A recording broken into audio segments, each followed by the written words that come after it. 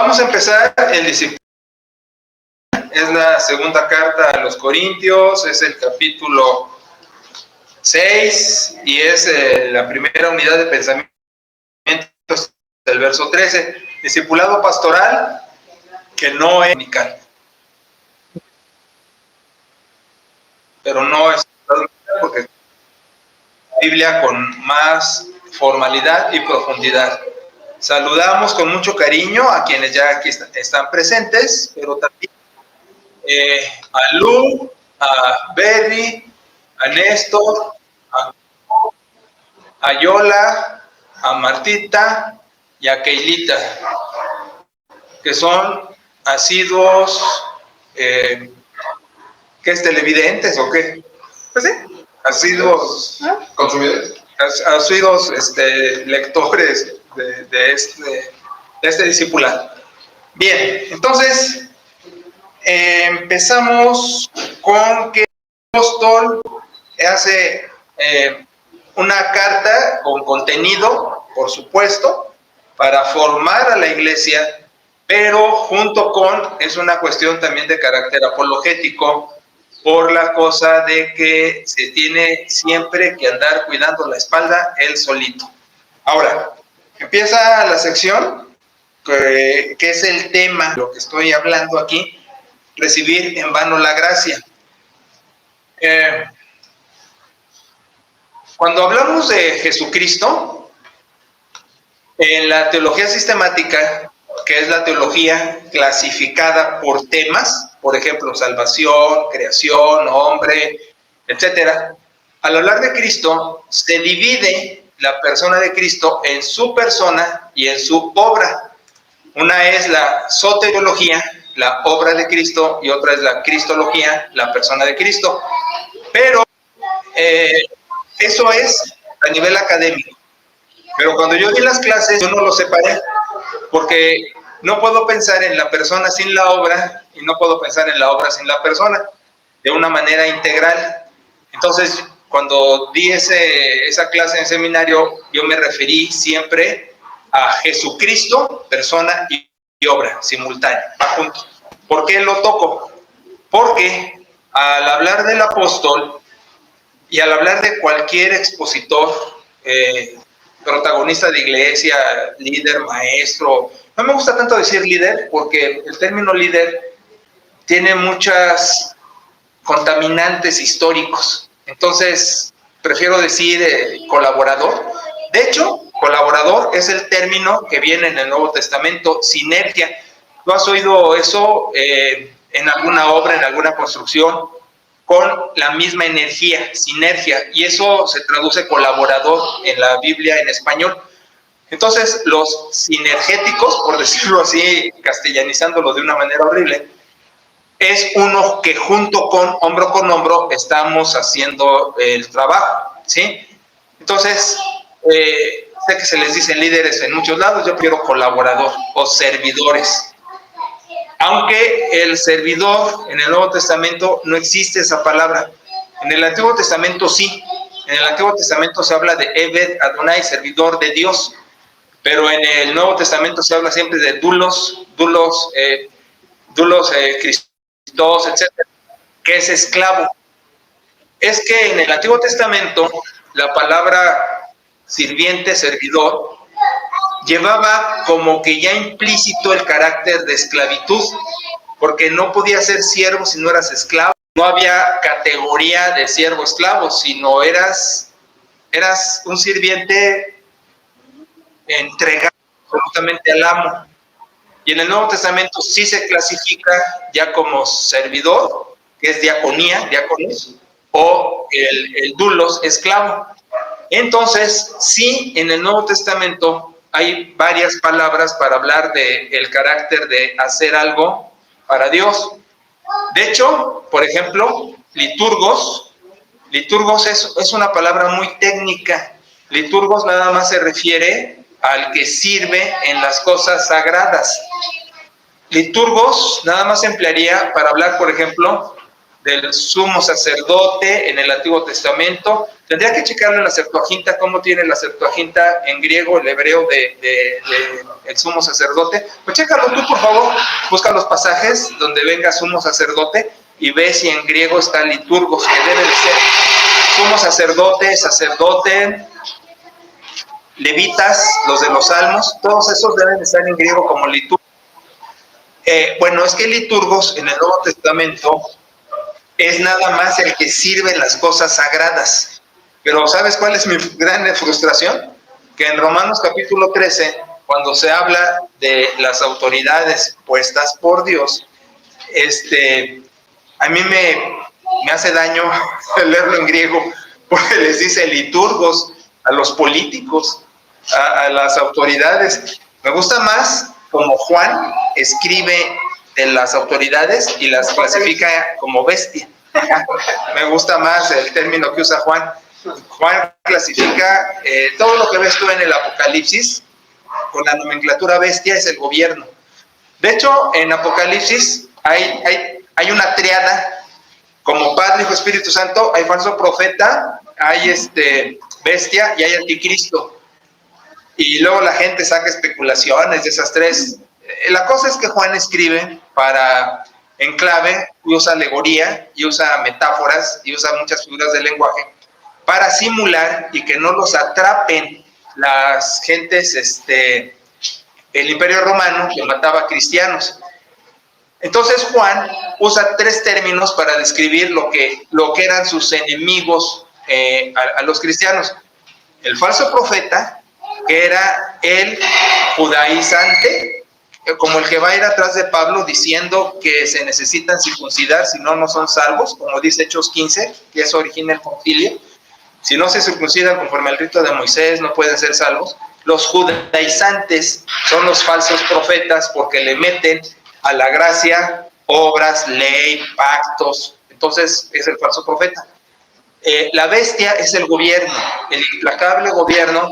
No estoy seguro si era Decio o Domiciano. Uno de esos dos va a ser el que estaba en la época de Juan, que está desterrado en Patmos, y Juan le dice la bestia porque pues, obviamente era manera de ocultar que se refería al emperador. Y el anticristo, Juan mismo lo escribe en sus cartas, que todo aquel que niega que Cristo haya venido en carne es el anticristo. Yo sé que se maneja el anticristo como el Demian, el 666, todas esas tonterías que han salido en las películas así raras, que entretienen pues, pero pues no tienen contenido. Y el anticristo es el que negaba que Cristo había venido en carne, y esa era la filosofía griega gnóstica, el gnosticismo. El gnosticismo, de hecho, gnosis quiere decir co, quiere decir mente. El gnosticismo era una racionalización extrema mística donde hacían en el mundo platónico que tenían los griegos y sus avatares, como un árbol de Navidad que tiene sus esferas y así, ellos ponían así un plano astral donde tenían sus deidades y sus avatares e iban perdiendo calidad, etcétera. Entonces, para el gnosticismo, el logos era un dios decadente, pero tan decadente que nunca se encarnó, sino solo fue como. Entonces, el gnosticismo declaraba al Cristo como un fantasma. De hecho, por eso dicen que no murió en la cruz, porque un fantasma iba a morir, y por eso tampoco iba a haber resurrección. Y eso da otras herejías, el donatismo o los docetas. Mira, es apasionante la historia, y como fui profe, luego como se te corre un hilo del suéter y se va todo el suéter. Me encanta hablar de todo esto porque es muy apasionante, y vienen las herejías de los docetas o de donásticos, que hacían creer que Jesús nunca aterrizó y nunca fue físico, sino fue solo un fantasma, una imaginación. Entonces te imaginas todas las herejías. Entonces Juan clasificó falso profeta, judaizantes, ley y gracia, bestia, emperador, gobierno, y anticristo, la negación de Cristo en carne. Por eso Juan en su prólogo, en el capítulo 1 del Evangelio, menciona el logos estin Deus. Logos, la palabra es Dios. Y luego se genetosarx, la palabra llegó a ser carne. Entonces Juan, tirándoles a estos cuates, habla de que el logos, la palabra divina, se encarnó. Entonces todo tiene una explicación histórica, científica, académica, de por qué están escritas las cosas como están. Entonces regreso a que Pablo usa liturgos cuando habla de los gobernantes, y a mí se me tuerce la tripa, porque es una palabra que solo se emplea para hablar del que se dedica a las cosas sagradas. Y yo sí me he bronqueado con Dios, le he dicho, no manches, Dios, yo soy un liturgo, me dedico a servirte, y pones a otros con la misma categoría, no se vale, aunque se ría todo Isaías y Pera, pero pues sí, sufro, porque te digo que en griego hay distintas palabras, dulos, esclavo, o diaconía, diáconos, servidor. Entonces, todo esto es porque la persona y la obra no se pueden separar. Es la congruencia dinámica, diríamos, del personaje y su quehacer. Ahora, entendemos algo muy importante, que lo señaló Jesús. Jesús en el Evangelio señaló la incongruencia de la persona y de la obra, sobre todo con el fariseo. Ahora un paréntesis, el fariseísmo no es malo. Lo hemos clasificado, la tradición cristiana lo ha clasificado fariseos, hipócritas, pero de hecho, la tesis lucana en Hechos es que el cristianismo viene del fariseísmo, no en el aspecto negativo de hipocresía, sino en la descendencia de contenido, porque para esto el fariseo era el más pulido en la Tanaj, en el Antiguo Testamento, en la Torah, Talmud, Mishnah, todo eso. Entonces, Lucas, pues estaba Lucas no era judío, entonces como que quería darle una interpretación al judaísmo con el cristianismo. En algunos casos es acertado, en otros se equivoca, pero según Lucas, en la genealogía cristiana, Abraham, judíos, fariseos, cristianos. Es su tesis, y lo vamos a ir viendo en los pasajes que regresemos a Hechos. Sí. O sea, Pablo no se ha referido como liturgos, o sea, no habrá utilizado ese término por el imperio, por el poder que ya tenía Roma, o sea, que lo hubiera relacionado de que precisamente los servidores también tenían algo que ver con cosas políticas. No, es una buena pregunta, pero no.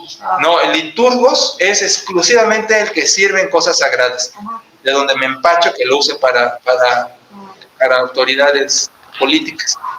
Pero no tiene que ver con eso. De hecho, hay una separación muy fuerte entre lo que es la autoridad civil y lo que es la autoridad eclesial. La autoridad eclesial es por influencia, por servicio. El grande es el que sirve. Y acá es por el poder, la espada. De hecho, en Romanos eso es lo que me confunde más.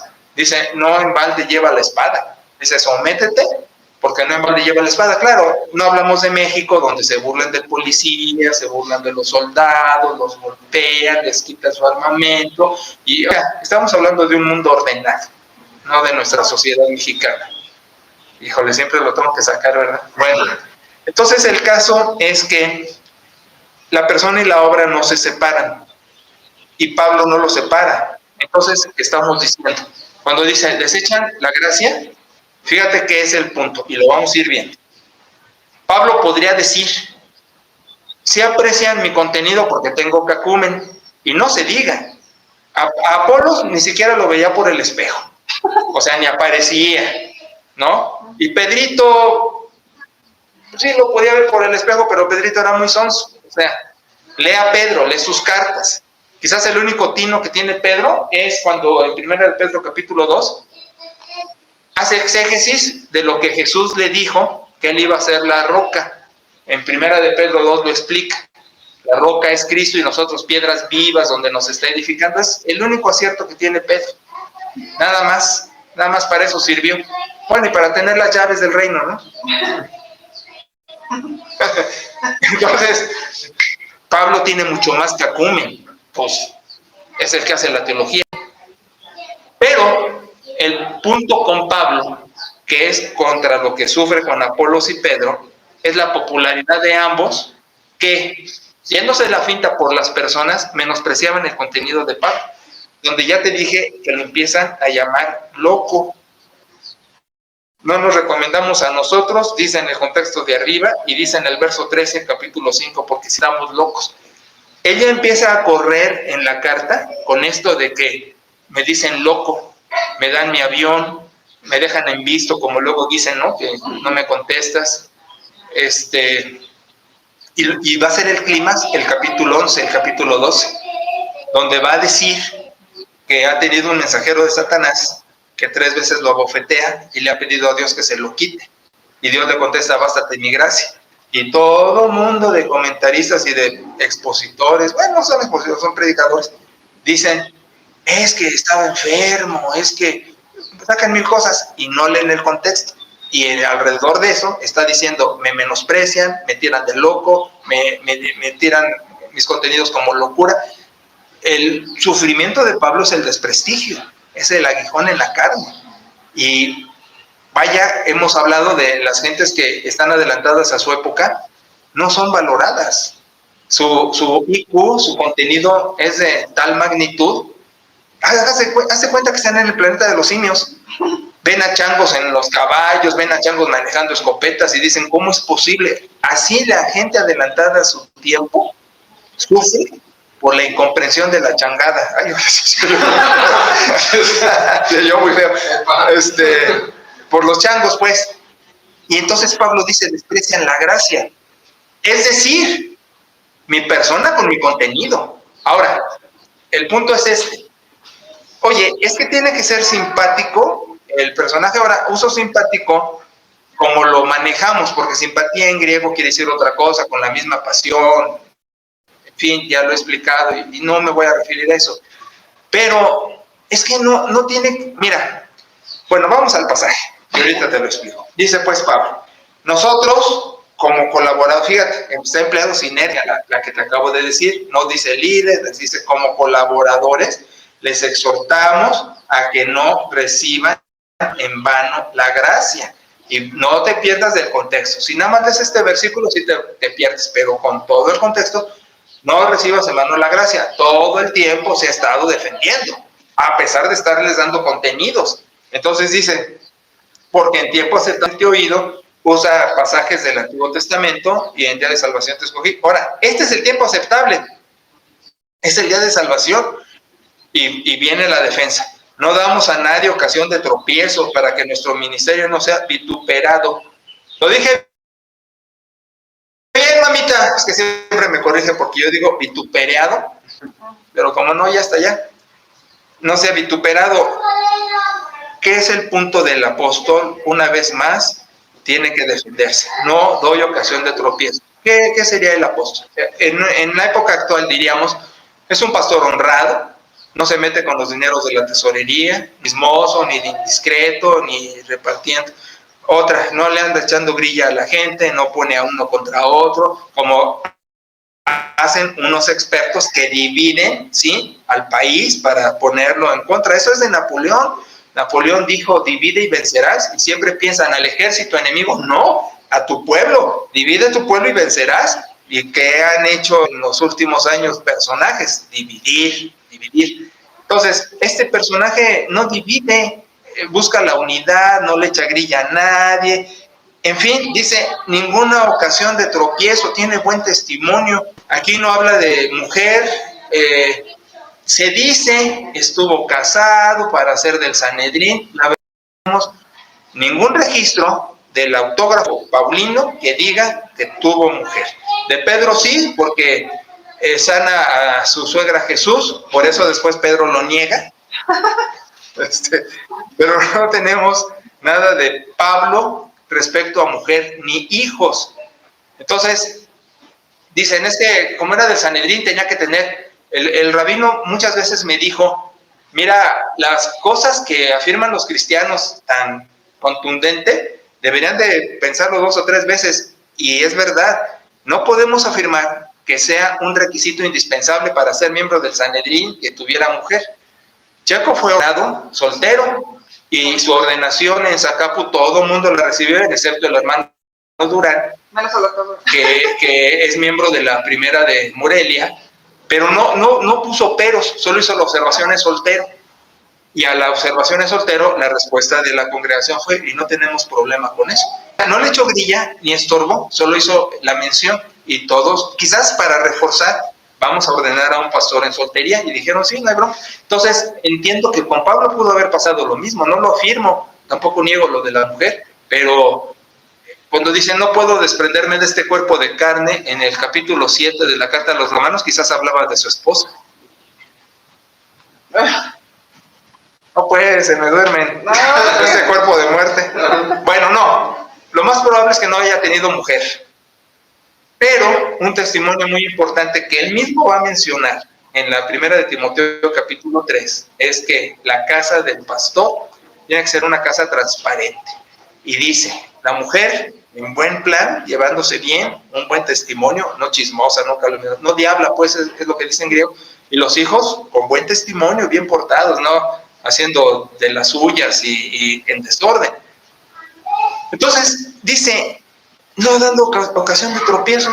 ¿Qué pueden alegar en mi contra? Es lo que está diciendo el apóstol, ¿no? ¿Qué pueden alegar en mi contra? Tengo buen testimonio, tengo buena casa, no me meto con el dinero, no soy indiscreto, no divido a la gente, ¿no? ¿Qué alegan? Ah, que no nos eres simpático. Y eso puede ser por muchas razones. Hemos hablado de temperamento, hemos hablado de personalidad, hemos hablado de muchas cosas. Hemos hablado simplemente de que a veces alguien no nos gusta nada más por la fachada o porque como es o lo que sea. No tienes pelo, que no tengo pelo. Bueno, en la cabeza tú. Luego te explico porque tú no estás de travieso. Bueno, para que nuestro ministerio no sea vituperado. Antes bien, dice en el 4, y viene esto incómodo que se recomienda a sí mismo. Eso es lo peor que alguien puede hacer, dice Proverbios, que te alabe el extraño, no tú. Pero cuando no te alaba el extraño, cuando son unos desgraciados infelices que en vez de valorar, echar porras, echan tierra o ni siquiera te reconocen un mérito, se tiene que hacer. Antes bien, nos recomendamos en todo como ministros de Dios. Fíjate lo que tiene que hacer, qué bárbaro. Ahora recuerda que usa el plural majestático. Y el plural majestático es su persona, pero lo dice en plural para que no se sienta que está en primera persona, pero pues el plural majestático es primera persona. El gobernador, cualquiera. Hicimos, es hice. Bueno, nos recomendamos en todo como ministros de Dios. Y luego va a echarles tierra, en paciencia, en tribulaciones, en necesidades, en angustias, en azotes, en cárceles, en tumultos, en trabajos, en desvelos, en ayunos, en pureza, en ciencia, en longanimidad, en bondad, en el Espíritu Santo, en amor sincero, en palabras de verdad, en poder de Dios, con armas de justicia, por honra y por deshonra, por mala fama y por buena fama, como engañados, como verás, o desconocidos, pero bien conocidos, mejor todo lo que yo dije antes, porque todo lo que está diciendo él es un drama, ¿no? Como entre decís, más siempre gozosos, como pobres, más enriqueciendo a muchos. Sí, es cierto. Esto me fascina, como pobres, pero enriqueciendo a muchos. Mucha gente tiene vida de calidad por el quehacer del apóstol, pero, bueno, como no teniendo nada más, poseyéndolo todo. Nuestra boca se ha abierto a ustedes, oh Corintios, nuestro corazón se ha chanchado. No estás estrechos en nosotros, pero sí estrechos en nuestro propio corazón, que dice, no me reciben a mí, se reciben a ustedes mismos, no me pelan a mí, en el verso 12, pues para corresponder al mismo modo, como hijos hablo, entonces vanagloriense ustedes, ensánchense ustedes. No recibir la gracia de Dios es el asunto del apóstol en esta porción, ¿les cuesta trabajo mi contenido? Que es lo mejor, porque no lo dice, pero escribo las 2/3 partes del Nuevo Testamento y comprendo la teología cristiana. Y mi persona, de donde recuerden cómo empieza todo en Corintios, Apolos y Pedro son más populares, y hay división, que yo soy de Apolos, que yo soy de Pedro. Y el apóstol lo sufre. En Gálatas, el apóstol menciona ese conflicto con más fuerza. Dice, no soy menos que ellos, aunque no soy más. Siempre esa frustración de no ser soberbio, pero tampoco que me sobajen. Dice, no soy menos que ellos, pero soy como ellos, pero soy más. O sea, es el conflicto. Y la verdad, el cristianismo no sería tal sin el apóstol Pablo. Así como la teología neortodoxa exalta a Cristo gruesísimo y somos fan de Jesucristo y le echamos porras y brincos y aplausos y idolatría, todo lo que quieras por Jesús, en el contenido académico cristiano es Pablo. Sin Pablo no habría eclesiología, no habría antropología, no habría soteriología, no habría escatología, no habría neumatología, o sea, no habría teología cristiana. Él desarrolla todo eso. No lo pone como lo nombre, pero en sus contenidos está eso que ya en la teología sistemática lo clasificamos, que Espíritu Santo, que hombre, que iglesia, que salvación, que últimos tiempos. Ya hacemos la clasificación, pero es de Pablo. No hay que hacer teológico que no pase por el contenido paulino. Teología contemporánea, teología sistemática, teología dogmática, teología exegética, todas las teologías tienen que pasar por el contenido del apóstol. Todas, sin excepción. Todas. Sí, acabo de repasar en mi disco duro. Todas. Entonces, la queja del apóstol es: les exhortamos a que no reciban en vano la gracia de Dios. Y les hablo como su colaborador, como su dirigente, como su misionero, como su pastor, como su líder. Soy su colaborador. No reciban en vano la gracia de Dios. Les ministro y reciban mi contenido y reciban mi persona, porque no se puede separar persona y obra. Fíjate que hay algo interesante en esto de distribuir información. Alguien dijo una vez, no es qué dice, sino quién lo dice. No es qué dice, sino quién lo dice. Pero yo corregiré eso, porque en base a quién lo diga, se ve lo que dice. O lo que dice es por quién lo dice. Porque no puede ser contradictorio un modus vivendi y un modus operandi. No puede ser contradictorio. Bueno, sí lo es en otras esferas, en otras áreas de la vida. Sí puede haber esa contradicción, por supuesto, y es lo que sufrimos con los políticos, por ejemplo. Pero hablando de las cosas sacras, modus operandi y modus vivendi tiene que ser el mismo tronco. No puede ser aparte, no puede ser diferente. Ahora, hay una cosa muy importante que se me estaba escapando.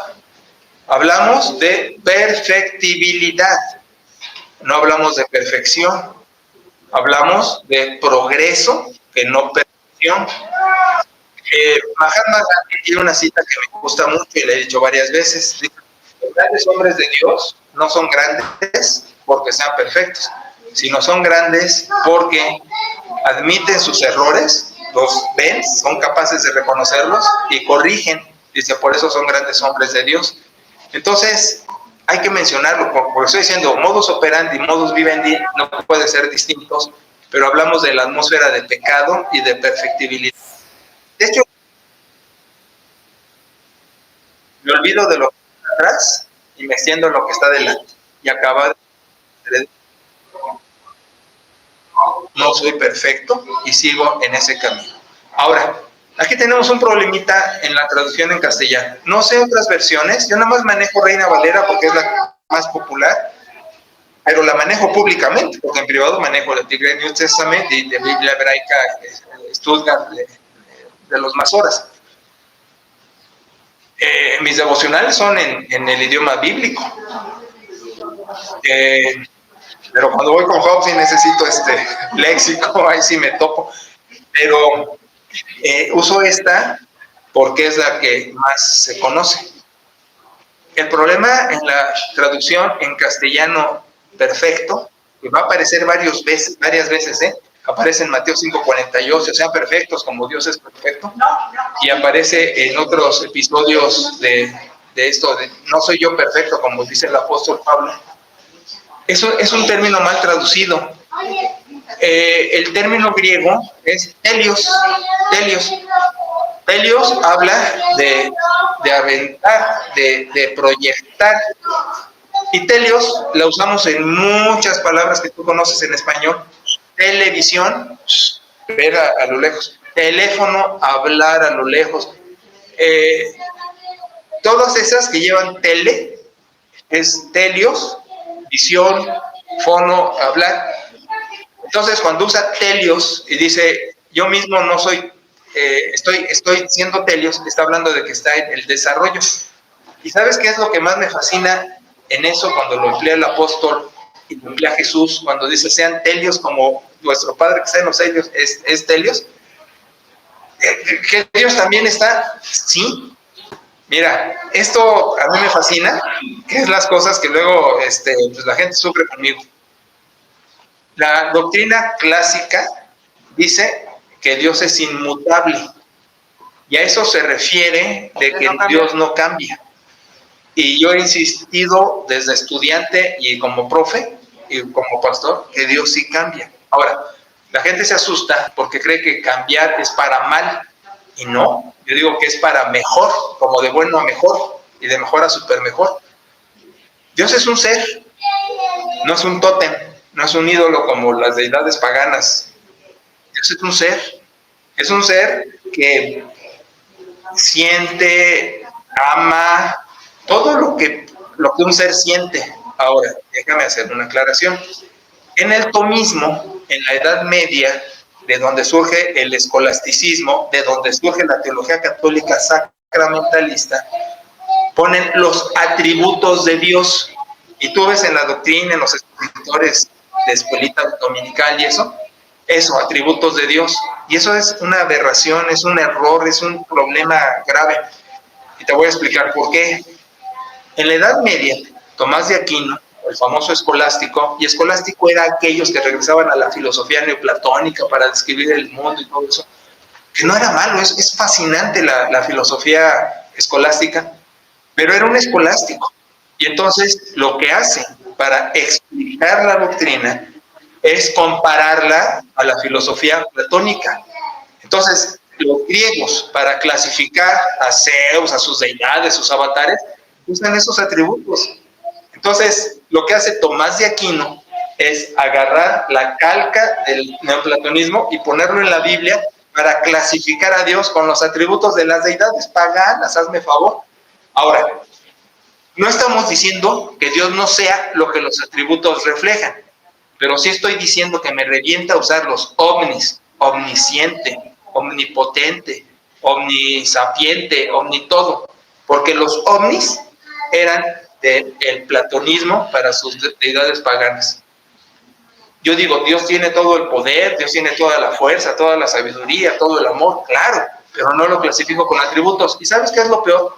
Del escolasticismo vino ese estudio que luego da lugar al Renacimiento, tiene su valor, porque estamos hablando que esto fue en el medievo, la época oscura de la humanidad, fue cuando Dios se fue de vacaciones y todos estaban así, con brujas y pócimas, y luego viene el Renacimiento.